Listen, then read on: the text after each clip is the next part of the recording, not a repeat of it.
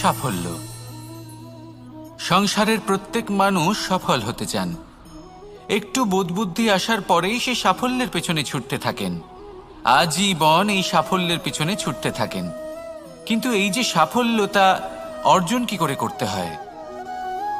ব্যবহার দ্বারা, ছলনা দ্বারা, বল দ্বারা, অর্থের দ্বারা? দুর্ভাগ্যবশত সাফল্য এভাবে লাভ করা যায় না। সাফল্য তখন লাভ করবেন যখন আপনি অসফলতা থেকে শিক্ষা লাভ করবেন। অসাফল্য থেকে শিক্ষা লাভ করা অত্যন্ত গুরুত্বপূর্ণ। করা ভুলের থেকে শেখা অত্যন্ত গুরুত্বপূর্ণ। যদি আপনি অসাফল্যকে ভয় পান, তার থেকে দূরে পালান, তাহলে জীবনে কখনোই এগোতে পারবেন না। অসফলতা আসেই আপনাকে এটা বোঝানোর জন্য যে সাফল্য কিভাবে অর্জন করা যেতে পারে। তাহলে অসফলতাকে স্বাগত জানান, তার থেকে শিখুন। নিশ্চিত রূপে সাফল্য আপনার কাছে আসবেই আসবে। আর এই মন তা সুপ্রসন্ন হয়ে বলবে, রাধা রাধা। কখনো কোনো বৃক্ষকে দেখেছেন? এই ধরিত্রী থেকে ততটুকুই জল নেয় যতটুকু তার প্রয়োজন। কোনো প্রাণীকে দেখুন, এই প্রকৃতি থেকে ততটুকুই খাবার গ্রহণ করবে যতটুকু তার খিদে রয়েছে। খিদে মিটে গেলে আর খাবে না।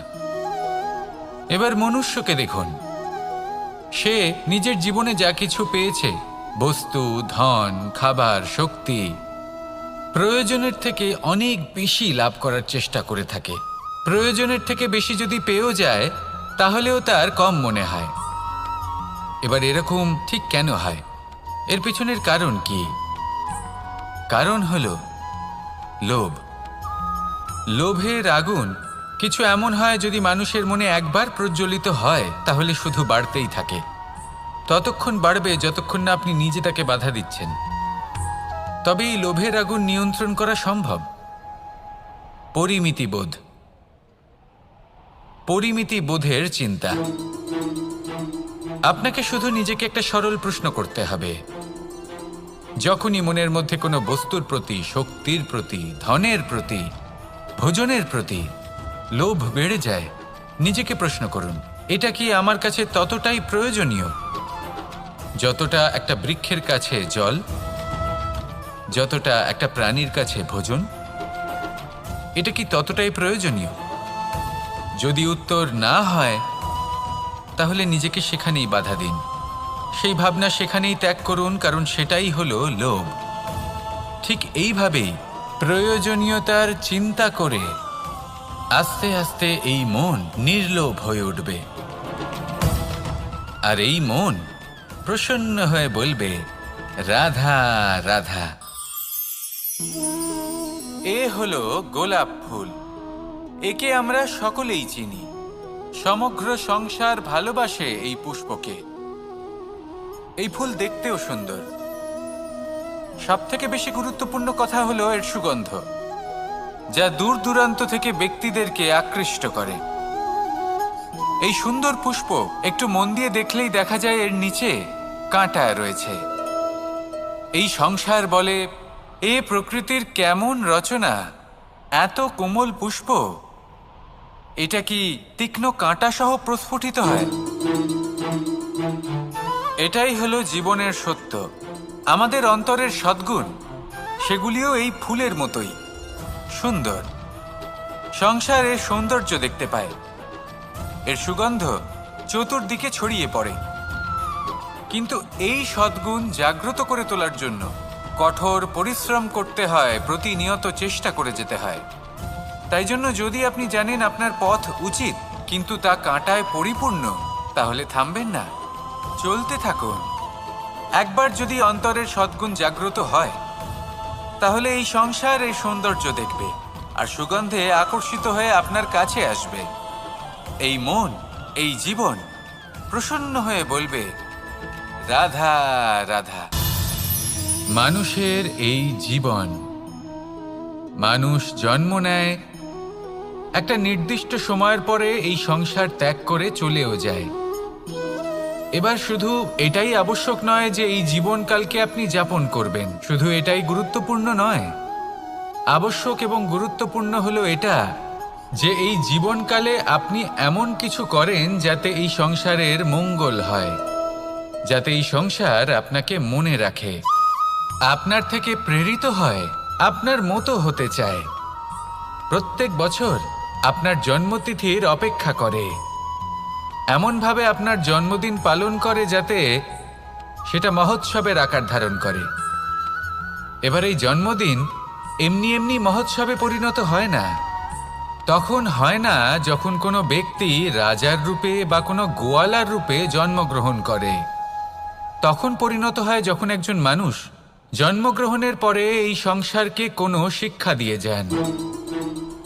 কিভাবে একজন মানুষ গোয়ালা থেকে রাজা হতে পারে, কিভাবে একজন মানুষ অসত্য থেকে সত্যের পথে চলতে শুরু করেন, অধর্ম থেকে ধর্মের পথে চালিত হতে পারেন, কিভাবে অন্ধকার থেকে প্রকাশের দিকে যেতে পারেন, কিভাবে নিজের আত্মাকে পরমাত্মার সাথে মিলিত করতে পারেন। তা সে রামনবমী হোক বা জন্মাষ্টমী হোক, তাদের জীবনের সাথে জড়িত প্রত্যেক মুহূর্ত একটা পরবের আকার ধারণ করে। তাহলে আপনিও এইভাবে নিজের জীবন যাপন করতে থাকুন। এই সংসারে শুধু ভালোবাসা বিতরণ করুন, কিছুটা এমনভাবে বিতরণ করুন যাতে আপনি এই সংসার থেকে চলে যাওয়ার পরেও এই সংসারে আপনি শুধুই ভালোবাসা বিতরণ করতে পারেন। যদি আপনি এরকম করেন, সংসারকে প্রেরণা দেন, তাহলে আপনার জীবনও রাধা কৃষ্ণের প্রেমের মতোই অলৌকিক এবং দৈব হয়ে উঠবে। আসুন আর আমার সাথে ভালোবেসে বলুন, রাধা রাধা। কথায় আছে সংসারে নাকি সকল রোগের ওষুধ আছে। যদি আপনি নিজের শরীরকে ভালোবাসেন তাহলে ব্যায়াম করুন, যদি নিজের নিঃশ্বাস প্রশ্বাসকে ভালোবাসেন তাহলে প্রাণায়াম করুন, যদি আপনি নিজের আত্মাকে ভালোবাসেন তাহলে ধ্যান করুন, কিন্তু যদি আপনি নিজের জীবনকে পরমাত্মাকে ভালোবাসেন তাহলে সকলকে ভালোবাসতে থাকুন। এই ভালোবাসা অত্যন্ত গুরুত্বপূর্ণ এবং আবশ্যক। ভালোবাসার থেকে ভালো না কোনো ওষুধ আছে, না আছে কোনো আসন। এর থেকে ভালো না কোনো ব্যায়াম আছে আর না কোনো প্রাণায়াম। এই ভালোবাসা বড় বড় সমস্যারও সমাধান করতে পারে। ভালোবাসা বড় বড় বিপদকে আপনার থেকে দূর করতে পারে। এই ভালোবাসাই আপনাকে জীবনে বাঁচতে শেখায়, কারণ ভালোবাসাই হলো জীবনের আসল সত্য। তাহলে আসুন আর আমার সাথে ভালোবেসে বলুন, রাধা রাধা। জীবনে অনেক সময় আমরা এটা দেখে থাকি যে আগামী প্রজন্ম সেই কাজটি করে যেটা তার পূর্ববর্তী প্রজন্ম করে গেছেন। একটা উদাহরণ দিই। তাহলে দেখুন, একদিকে আছে মাতা পিতা যারা আজীবন সংঘর্ষ করেছেন ধন অর্জন করার জন্য। তারপর তারই সন্তান তার সাথেই লড়াই করে তার থেকে সমস্ত সম্পত্তি ছিনিয়ে নিল। তারপরে যত সময় অতিবাহিত হয় সেই সন্তানের সাথেও সেই একই ক্রিয়া ঘটতে থাকে। তার সন্তান তার সমস্ত সম্পত্তি ছিনিয়ে নেয়। তাহলে এমন কি সঞ্চয় করবেন যা পরবর্তী প্রজন্মকে দিয়ে যেতে পারেন, সেই বিষয়ে ভাবুন। ভেবে দেখুন, এই যে ধন সঞ্চয় আপনি করছেন, এর আসলে লাভ কি? অবশ্যই আবশ্যক, কিন্তু এটাই কি শুধু সবথেকে গুরুত্বপূর্ণ বিষয়, যেখানে আপনি জানেন যে আপনি এই সম্পত্তি ভোগ করতে পারবেন না, কারণ এই সমস্ত সম্পত্তি আপনাকে পরবর্তী প্রজন্মের হাতে সঁপে দিতে হবে।